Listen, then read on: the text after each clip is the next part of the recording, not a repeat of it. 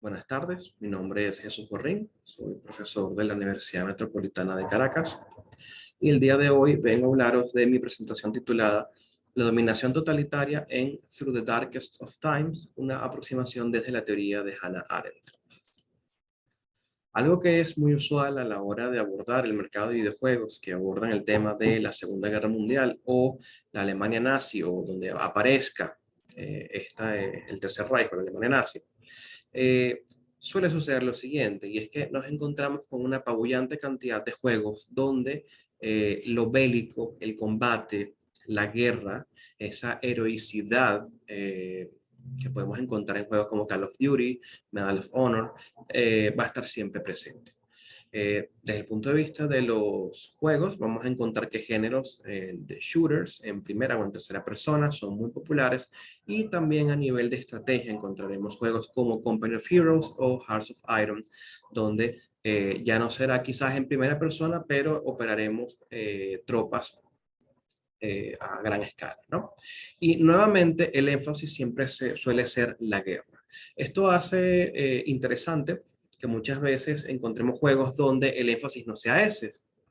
Y ese es el caso que hemos elegido para el día de hoy. Nuestro objeto de estudio es Through the Darkest of Times, que nos permite una aproximación a lo que algunos autores llamarían el frente interno, el frente civil, un acercamiento a este interior del Tercer Reich previo a el estallido del conflicto.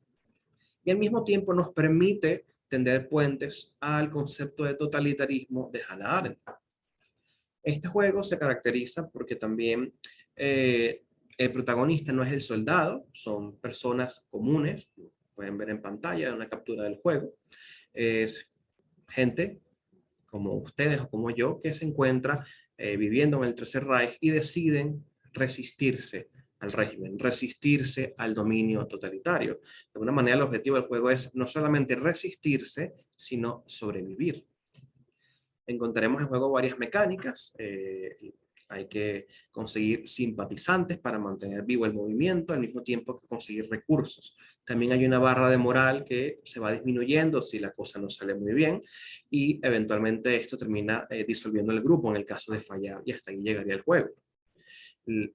También tenemos que el juego se lleva a cabo en el mapa de la ciudad de Berlín y justamente en esta ciudad encontraremos una serie de misiones y elementos donde debemos buscar recursos, ponernos en contacto con otras personas, establecer nuevas relaciones para poder crecer en esta red de resistencia al régimen. Y nos encontraremos con escenas como la siguiente. Uno puede estar haciendo una actividad completamente inocente, como comprar papel, y habría que preguntarnos por qué es subversivo comprar papel, por qué habría que ser sospechosos por comprar papel. Y justamente allí entramos en lo que nos diría Hannah Arendt. En su libro Los orígenes del totalitarismo, ella establece una explicación donde conceptualiza el totalitarismo. Esto es un resumen bastante sencillo, no son todos los puntos, pero son puntos que de alguna manera, disculpen, podemos verlos en el juego. Tenemos la figura del hombre masa, ese hombre que pertenece a una sociedad civil completamente desarticulada. Vamos a ver cómo el partido nazi, a medida que va avanzando el juego, vemos que crea estructuras paralelas, va absorbiendo poderes, pero mantiene una fachada de un estado normal, fachada que para Arendt sería simplemente un recurso utilizado cuando se trata con países no totalitarios. Vemos también cómo sistemáticamente desaparece el Estado de Derecho, se establece un sistema donde la inseguridad jurídica es total y se impone la arbitrariedad, uno de los elementos fundamentales en este caso. Estos movimientos que se basan en leyes históricas, podemos encontrar algunos de estos fragmentos en los discursos de ciertos personajes, sobre todo vecinos, que están fielmente convencidos de la propaganda del régimen. No admiten disidencia ni facción alguna, y ahí entramos justamente en ese aspecto de sociedad secreta y de policía secreta, donde estamos completamente bajo sospecha todo el tiempo. Y volvemos a colación, porque comprar papel puede ser subversivo. Es un movimiento que no conoce límites.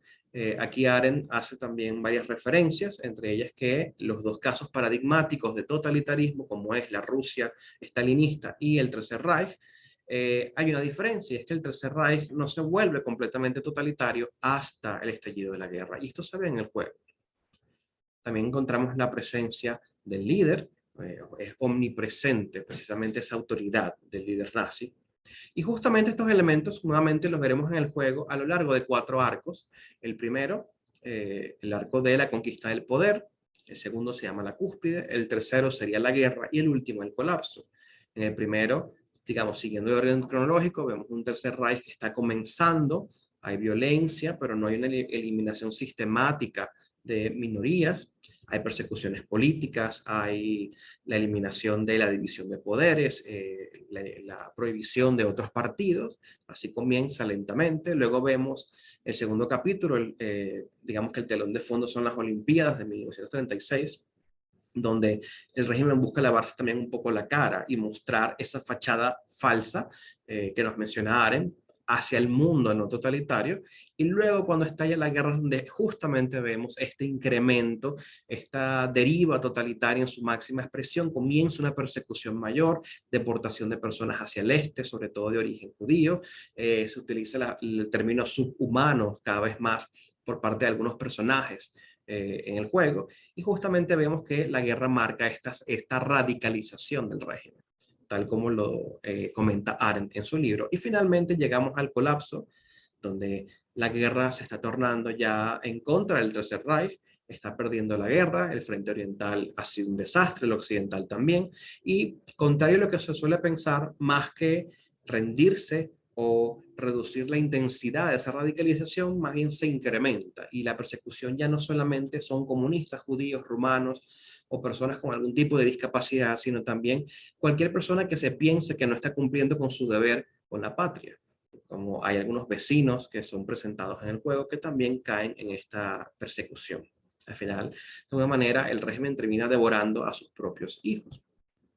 El juego, nuevamente, a través de sus mecánicas y a través de estas imágenes, va compartiendo estas cápsulas de historia que podemos ver como algo indispensable a la hora de no solamente situar históricamente al Tercer Reich, sino ver el proceso, ya que los periódicos nos van poco a poco llevando de la mano hacia ese proceso.